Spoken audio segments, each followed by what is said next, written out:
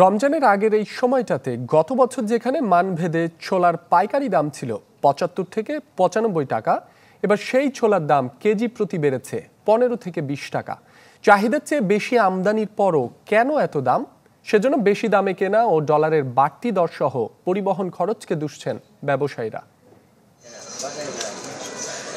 কোটি মানুষের আস্থার ভালোবাসায় ১১ বারের মতো দেশের ১ নম্বর রেফ্রিজারেটর ব্র্যান্ড ওয়ালটন। রমজানের অন্যতম নিত্যপণ্য ছোলা। রপ্তানিকারক দেশেও এবার ছোলার ফলন বেশ ভালো।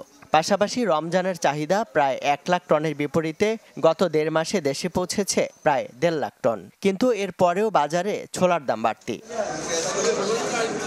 চট্টগ্রামের খাতুনগঞ্জের তথ্য বলছে, পাইকারিতে বর্তমানে ছোলা বিক্রি হচ্ছে মানভেদে ৯২ থেকে ১১০ টাকা পর্যন্ত।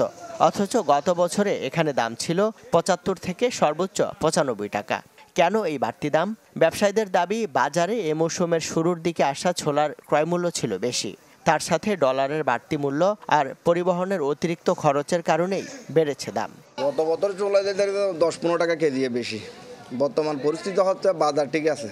বাজার ঠিক থাকলে কী হবে, দামের কারণে গ্যাপ হওয়ার কারণে আমরা গত সপ্তাহ থেকে এই সপ্তাহে কেজি ২-৩ টাকা করে বাজার বেশি। আগে ছিল ৫,০০০, ৪,৫০০, ৪,৮০০, ৫,০০০টা ভাড়া। এখন গাড়ি ভাড়া নিয়ে ৭,০০০, ৭,৫০০ টাকা, যার জন্য এগুলো আমাদের মালের উপর প্রভাব পড়বে। যানজট নিয়ে গাড়ি ভাড়া বেড়ে যায়, বিভিন্ন খরচা বেড়ে যায়, লেবার খরচা বেড়ে যায়। এই কারণে টুকটাক একটু ২-১ টাকা এদিক সেদিক হয় মাঝে মধ্যে। তবে গতবারের তুলনায় এখন পর্যন্ত দাম বাড়তি হলেও সামনে কমবে বলে দাবি ব্যবসায়ীদের। ৭০০ টাকা মাল আসছে, ৭০০ টাকা দাম এখন মাল আসছে। মাল আসার ফলে এখন আমাদের মালের দাম একটু কমছে। কমার প্রকৃতি এরকম মার্কেট চলে। প্রচুর মাল ইম্পোর্ট হয়েছে, মালের দাম বাড়ার কোনো আশা নেই, মালের দাম কমবে। কিন্তু আমাদের ডলারটা সহ অভিজ্ঞতা গেলে মালের দাম আরও কমে যেত। পারবে না, মাল প্রচুর আছে। আর বিভিন্ন ডিস্ট্রিক্টে তো মাল চলে গেছে, রমজানের মাল চলে গেছে। এই কম রেটে বিভিন্ন ডিস্ট্রিক্টে মাল চলে গেছে, কমবে না, বাড়ার সম্ভাবনা নেই।